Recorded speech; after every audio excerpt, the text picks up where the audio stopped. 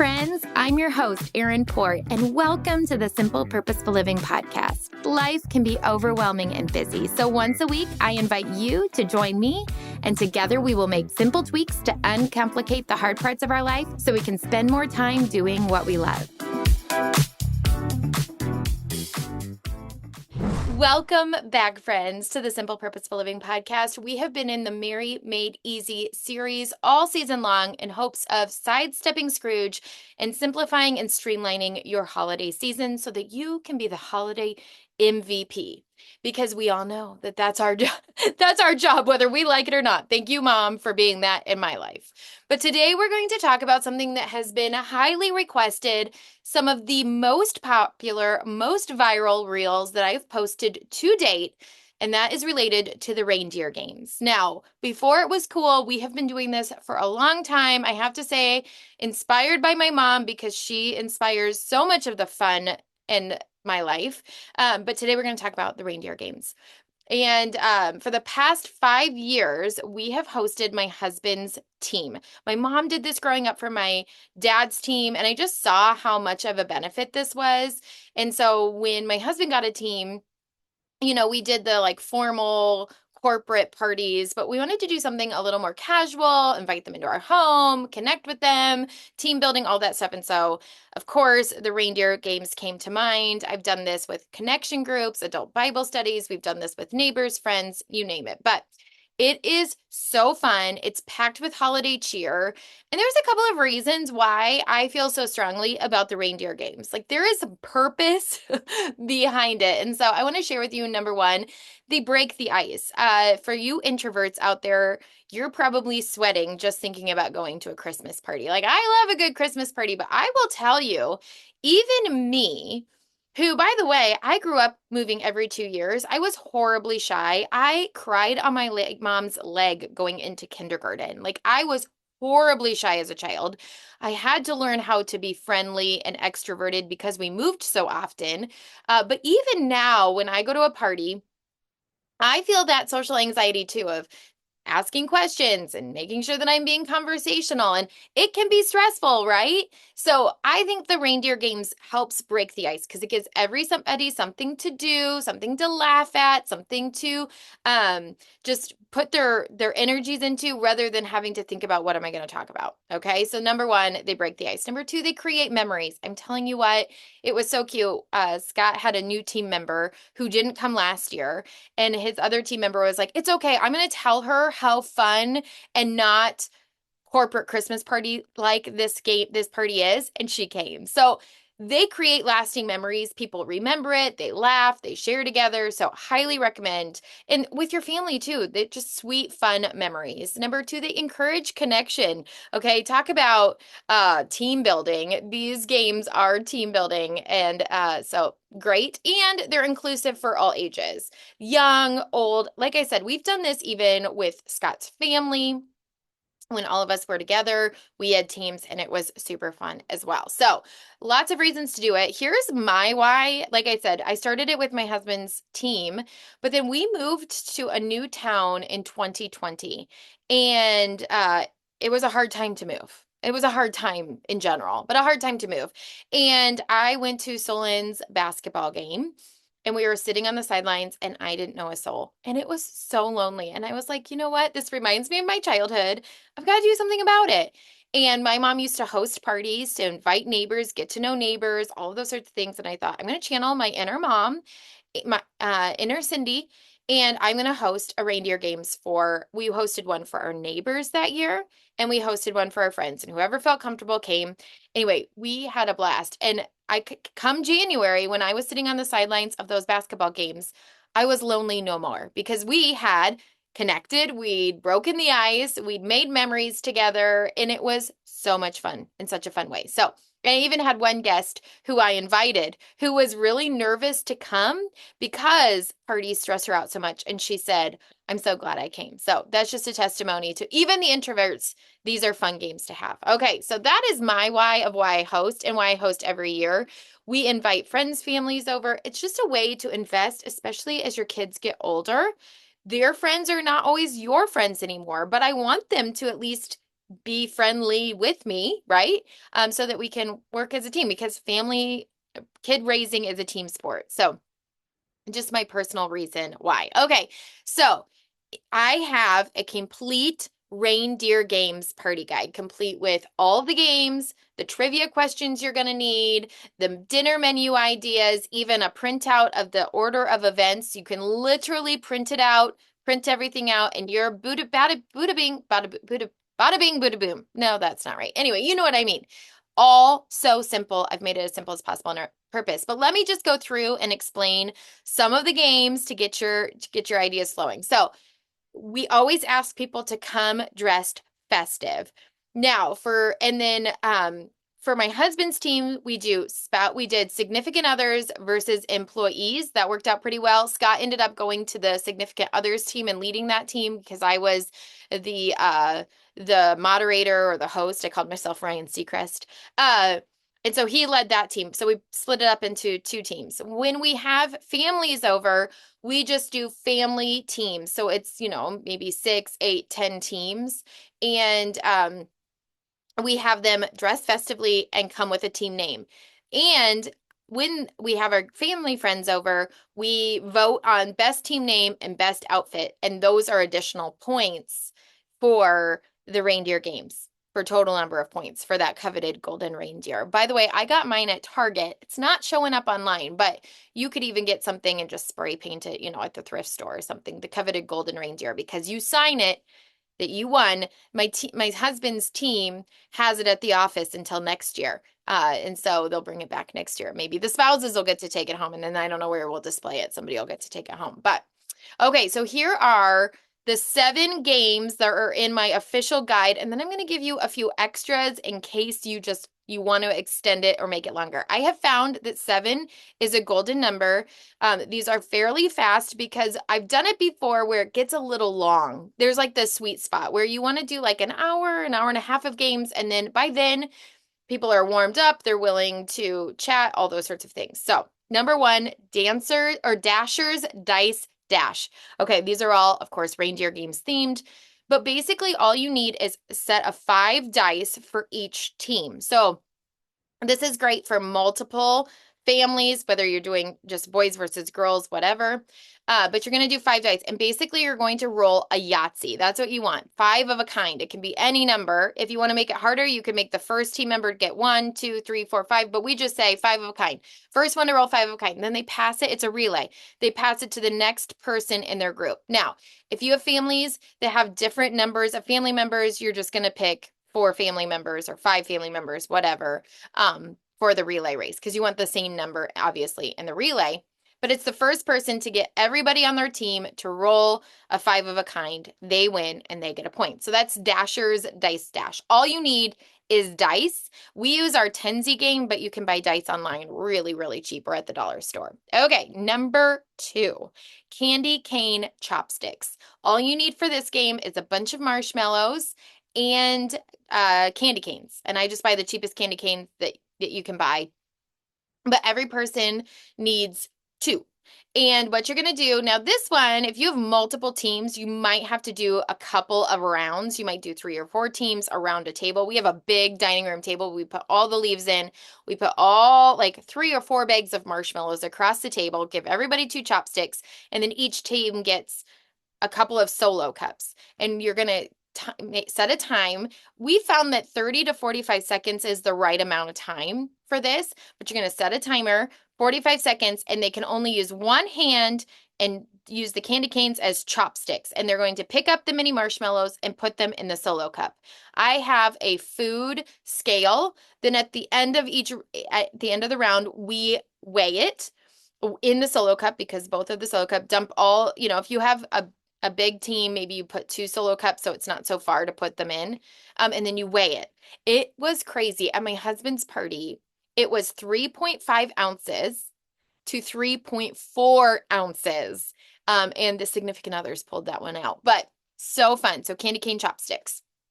I like to do this game first because I'm going to reuse the candy canes later, but the candy canes oftentimes get destroyed, and I'll explain why. So candy cane chopsticks is strategically at the beginning so that the candy canes are still able to be used as chopsticks, okay? All right, one-handed candy cane chopsticks. Number 3, pin the tail on Rudolph. I'm telling you what, some of these games are inspired by games that have been around forever. And there is a reason they've been around forever, because they are so fun. And there are actually, I got to pin the tail on the donkey and we just glued a little red nose onto him. But I actually found on Amazon, they sell pin the tail on Rudolph. You can even do pin the nose on Rudolph. There's lots of different sets with little stickers. We just taped the board to my wall. We had the significant other or somebody on the team spin them, and then each tail was numbered. So they were wearing a name tag. You could write their name on the tail. We just had a name tag, so they had a number. So number 1, then they knew who each one was. And they spun them around 5 times blindfolded and then set them on course for the right direction. They could not feel around on the board. They just had to, wherever they landed, wherever they walked up to, that's where they had to stick the tail. And it was hilarious. It was hilarious. So pin the tail on Rudolph. That's the next one. The person with the closest wins a point for their team. Okay, next one. Game number 4. This game comes from an old baby shower game. I'm pretty sure that's where I played it once. And we called it What's in Santa's Bag. So I took a tray, just a regular, you could use if you don't have a tray, you could use a cookie sheet.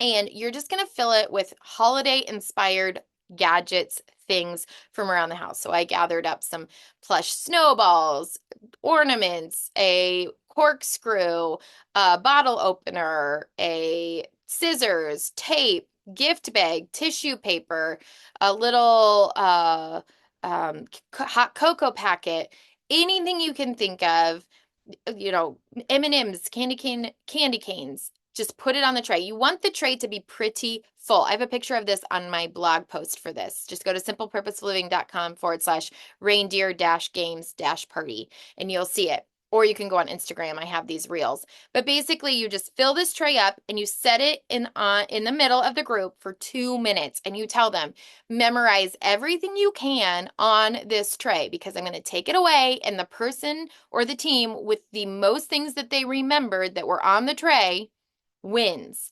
Okay, so 2 minutes, they have to look, they're looking, and then you take the tray away, out of the room, out of sight. And then they have a piece of paper and they're just recording everything that they remember. Remember, the tray counts as an item, and many people forget that. So that's a really fun little tweak. And you can tell them to be as specific as possible, because if multiple teams tie, the more specific, whatever, but the team with the most things that they remember wins that round. Super simple, takes about 3 or 4 minutes. And again, this works for just 2 teams or a whole bunch of teams. Another great one. Okay, next one is musical candy canes. And somebody asked me the other day what my favorite Reindeer Games game is, and I would have to say every single year, musical candy canes probably produces the most laughter, because people get intense. But what we do is so when we have families, we normally do adult division, and this year we might do moms and then dads, and then kids, like teens, and then like little kids, okay? Because I wouldn't say violent, but it gets aggressive, and you wouldn't want a little kid to get smushed, okay? But for the sake of my husband's team, we just had everybody line up around the table. Again, we have a big table with lots of leaves, but even a little table would work here, because they would have to just grab. Make sure it's solid though, because somebody might land on it and you don't want it to break. And then you're going to lay all the candy canes out. So when we had my husband's team over, we had 14 people playing. Actually, I think, yeah, 14 people playing. And I laid out 12 candy canes for the first round. So the first couple of rounds, I eliminate more people.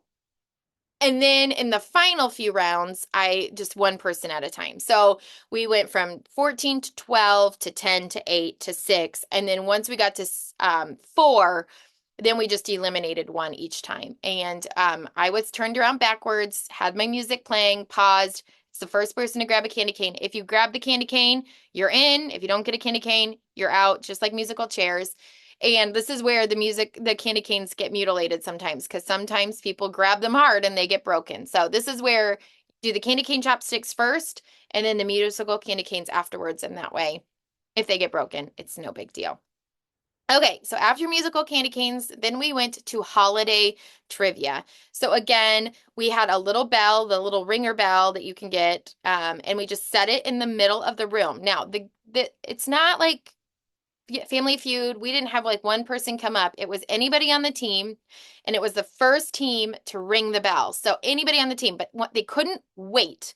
So if they rang the bell, then they had to answer right away. And if they didn't or they guessed wrong, then it went to the other team. Now, if you're playing with multiple teams, then you can say, okay, anybody else, and the first person to ring the bell, they get to vote.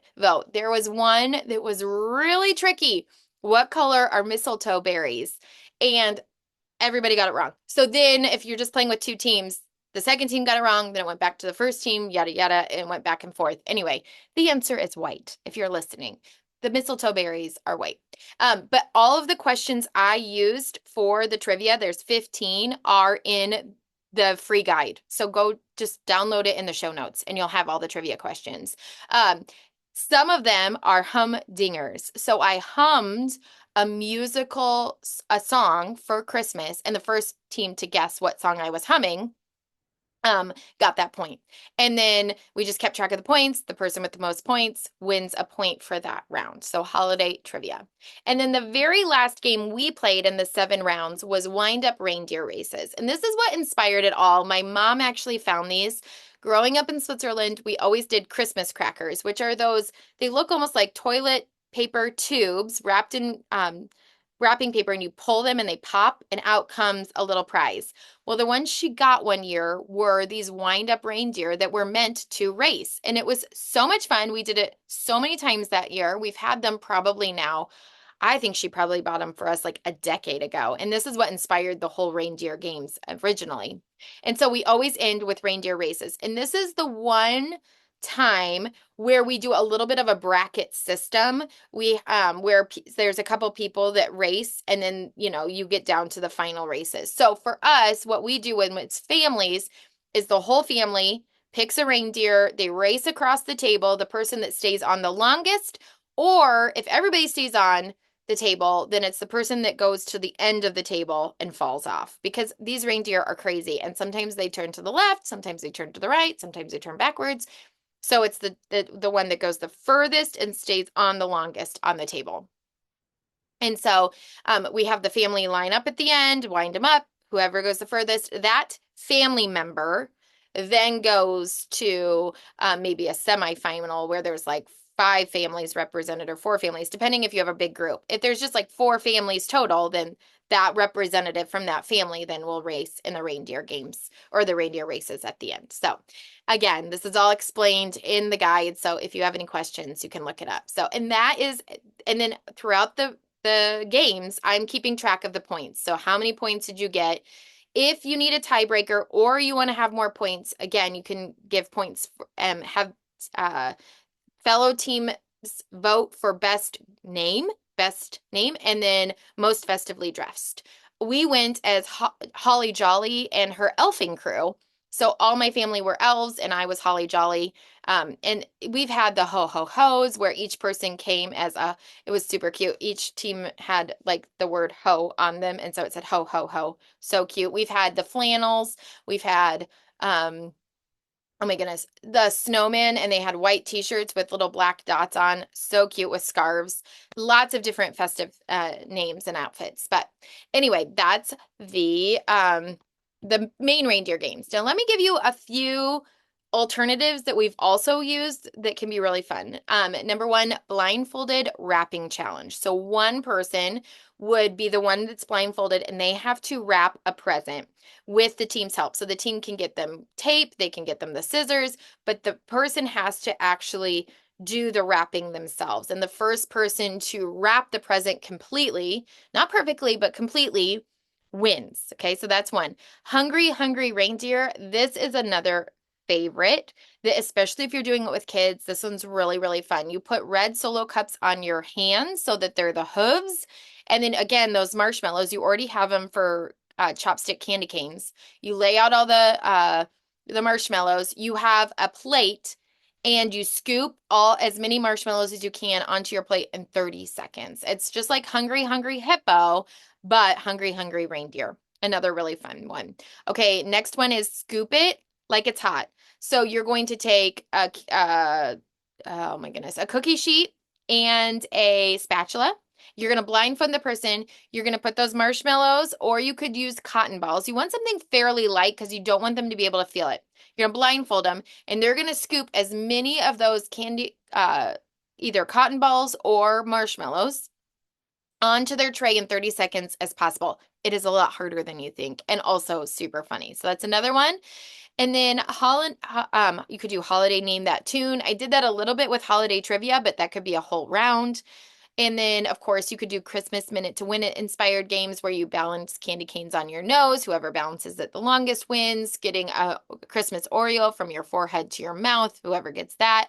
You could even, like I said, wrap Christmas presents with mittens. The first team to wrap all their Christmas presents wins. Some of these games work better with smaller amounts of people, so these are variations you could use. And then one of the things that we've used to always do, I talked about it on the podcast last week, was a cookie decorating contest. So when my husband's teammates first came in, it gave them something to do. Especially, this is great, especially if nobody really knows each other. It kind of breaks the ice and helps them to have something to do without feeling awkward while the games begin.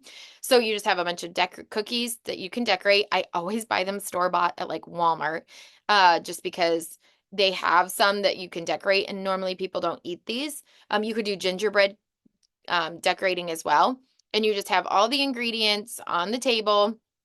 I always buy store-bought frosting, just like we talked about last week, and put it in Ziploc bags.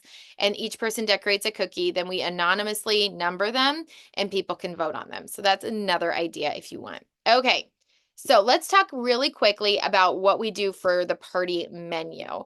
Most of the parties that I host at my house is a potluck. I've just found that that works really well in the Midwest, especially people want to bring something, and it's one less thing off my shoulders. So generally what I do, minus my husband's team, we provide the food, but generally for like our adult Bible study, our neighbors, our friends, all provide all the paper goods. So I just go and I buy a bunch of paper plates, paper napkins, paper cups, and plastic silverware. I have all of that. And then I just say, bring an appetizer and dessert, or bring an appetizer and or dessert. You could even do like A through M, bring appetizers, N through Z, bring dessert, or you could just have people sign up and tell you what they're bringing.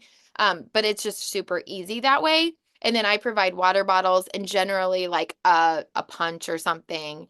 And then people bring their own alcoholic beverages if they want. Just keeps things affordable and people want to help. And it's great. I love a good potluck. I always get good recipes from that. For my husband's team, what I usually do is some sort of appetizers, a main dish bar, and then desserts. So this year there was not much time between Thanksgiving and our Christmas party. So I went to Costco and Aldi and picked up most of what I needed. I got those pub pretzels from Aldi. I picked up spinach artichoke dip from Costco. I did a veggie tray, and then we did one other dip that's a block of cream cheese and a can of chili, and you mix it together in the slow cooker. Just let them warm up and mix them together. It's so delicious. And then this year I did a nacho bar. So I got the Costco queso. I got a package of the Costco hand-pulled rotisserie chicken, put that in the crock pot, chopped it up, and added taco seasoning. And then I did guac, salsa, sour cream, and the queso, and it was delicious. So good. You could also do something like a chili bar, a soup and salad bar, make your own pizzas.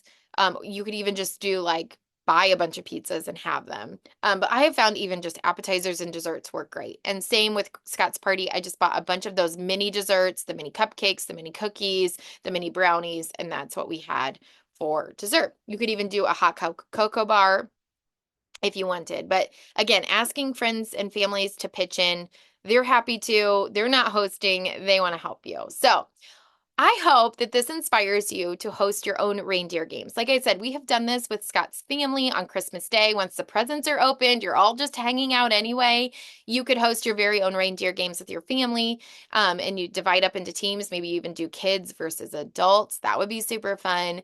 But if you want all of the directions, I literally got asked so many times. I was like, I'm just going to turn this into a free guide. So you can go to the show notes today and download my free Reindeer Games guide. It has the order of events for the 7 games I talked about, how to do them, what things you need, and then also the menu ideas, hosting ideas, all the stuff. So, and it's all free. So go ahead and grab that in the show notes. Of course, I also have a blog post that explains more of this with some pictures, and I will link that in the show notes as well. But this concludes our Merry Made Easy series. And here's the thing, at the end of the day, I just want Christmas to be a fun time of connection, memory making, and enjoyment. And the Reindeer Games really has been such a blessing to our family for getting to know people in our community, connecting with Scott's team, connecting with our neighbors, and connecting with our family. So I hope that maybe you'll be inspired to try even a couple of these games and have a little fun with your family this Christmas season, because you know what? Life is all about having some fun and laughing, and that makes me so happy. So, all right, I think that's everything for today. I just wanted to remind you, it's still Christmas shopping season. You have a few more days to grab some gifts. If you want to grab anything, especially for the new year, meal planners, brain dump notepads, all of our cookbooks that just simplify life, use code podcast and get 10% off your order. And I just want to thank you from the bottom of my heart for shopping small. And next week, we'll be back. It'll be Christmas Eve, so you might not listen on Christmas Eve, but we'll talk about undecorating for the holidays. What? That feels weird. But until then, I hope you enjoy these reindeer games. I hope you have fun with your family. From my family to yours, I'm wishing you the very merriest Christmas and Happy New Year. I'm so grateful for you, and I hope you have a blessed holiday season. Remember, you don't have to overhaul your life when one simple tweak will do. Will one of these little games make your holidays a little more fun and spicy? I hope so. Have a happy Christmas. If you liked this episode, it would mean so much if you'd share it with a friend or leave a quick rating and review so others can find our show. Until next time, you can find me at Simple Purposeful Living on Instagram and Facebook.